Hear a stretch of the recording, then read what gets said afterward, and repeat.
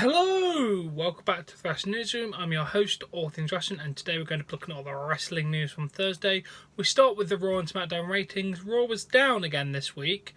I don't have the numbers for last week, but I know this one's down. It got an average of 2.37 million viewers. It had a massive drop from the first hour to the third hour. First hour was 2.6 million and then dropped to 2.1 million. I'm not surprised. It was terrible. Absolutely terrible. And then SmackDown has actually gone up. It was 2.15 last week and has now gone up to 2.27 this week, which is a very good sign for SmackDown. I'm glad they got up because they definitely deserve the better ratings. We then have some great news. Total Balance is returning for season 4. Sunday, January 13th. I don't care. I thought I'd mention it though anyway if people actually care, but I don't care. And then there's an update on Alexa Bliss. She has started her training to return to the ring. She's at the Performance Center. We do have a bit of an update on that. The Wrestling Observer newsletter has reported that she's been taking light bumps at the Performance Center with medical monitoring. So this is a very good sign. Hopefully she'll get cleared soon enough. But let's go, Alexa. You're at the Performance Center. Let's do this. And apart from Cedric Alexander having his car broken into, Lynch Dorado revealed he had his car broken into at SmackDown as well. He went RIP fanny pack. So damn, another one. And then, according to Wrestling Inc., Fox wants to have Ronda Rousey on SmackDown Live when the program moves to the network next fall. According to the reports, Fox feels that Ronda's popularity, credibility as an athlete and MMA background will help promote the show. They normally do a shake-up following WrestleMania, so if they are going to move her, this will be the perfect time to do it. We'll have to wait and see what happens with Ronda, though. I don't want it anywhere near SmackDown, ever. And then Tyler Breeze worked NXT the other day. He faced Ricochet for the North American Championship. Spoiler. Sorry, these are tapings. Spoiler. Ricochet did defeat him to retain. But yeah, Tyler back in the show. He hasn't been on the television since 2015 when he got called up. So, I like it. I like Tyler Breeze down there. Then we go to the bread and butter of this episode. James Ellsworth has released a new statement regarding the story that he allegedly sent explicit photos and videos to a 16-year-old fan. Sit tight, we're going to get into this. He said, recently allegations of misconduct has lodged against me in which I categorically denied. I have never have nor will I ever engage in any activity that could be deemed inappropriate or disrespectful. My delay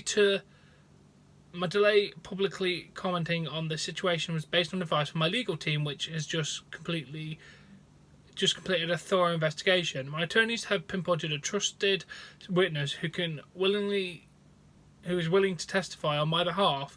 In addition, they have uncovered concrete evidence that support my innocence and proves that without a shadow of a doubt, the social media accounts alleged to be mine are fake and the messages from the account were fraudulent, created without my knowledge or consent.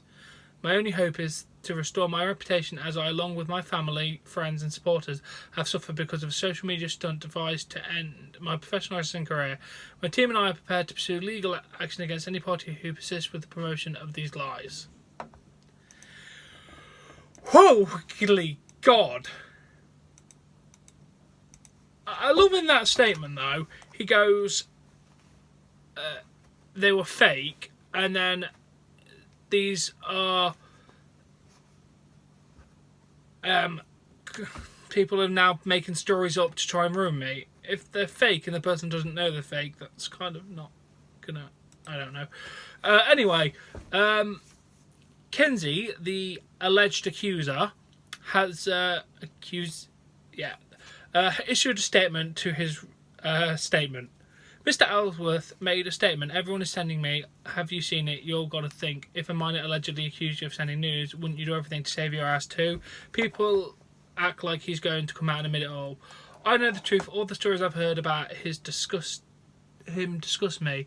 People who worked with him and know him have told me he's done hardcore drugs before also. Okay. I'm going to stop here. Hardcore drugs, wrestler, kind of go hand in hand. Just going to say. But anyway, let's continue to read her statement.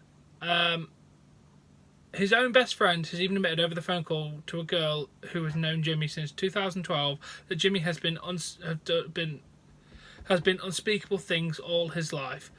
In all the screenshots, girls who have worked with him, promoters, wrestlers, etc. The reason I blurred out their names out of respect, I don't need tons of people hitting them up also. It's funny the account he added me from, tons of girls also sent me the exact same snap and said that he gave them the exact Snapchat to them. I've heard that the Snapchat is one he used just to add girls. Also, people saying, well, his face wasn't in any of the explicit photos. Well, let me tell you, when you find a guy who shows his face when we're taking pictures of his junk, people say, oh, why'd she give a grown man a Snapchat exec? You guys tell me, if a wrestler you liked and were a fan of, you wouldn't do that too. I've had plenty of wrestlers on my Snapchat, Mojo, Shinsuke and more. Someone who I was a fan of, met twice, bought his shirt, cheered him on in matches, supported his wrestling career. Why would I want to ruin his career and life? He has a kid also. I wouldn't want to destroy someone's family just for the hell of it. If I were to fake a pedo, that wouldn't be someone as low profile as Ellsworth. Okay, that's a lot to process. I get the statement where people are saying, why is his face not in it? But I do remember the pictures of him go towards her did show him. Even if he's not, it's still weird, even if he just had that video. It's still weird. But yeah, that's the statement from both them two. That's where we're going to have to leave this story for now. I'll keep all my coverage on this completely as I can. I don't know who's going to come out on this, but either way, I'm just on the supporting side of whoever is the victim in this situation. Could be Ellsworth with someone lying about him. Could be the girl having explicit photos and videos sent to her. I personally do not want to back either one until I know the full facts.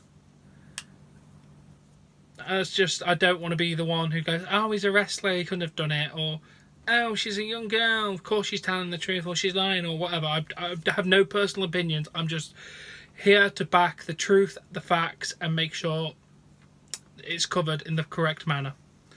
So yeah, as always, if you have enjoyed this Wrestling Newsroom, please give it a like. Please support me on Patreon. Link in the description below. Subscribe to more content, and I'll catch you later. Bye.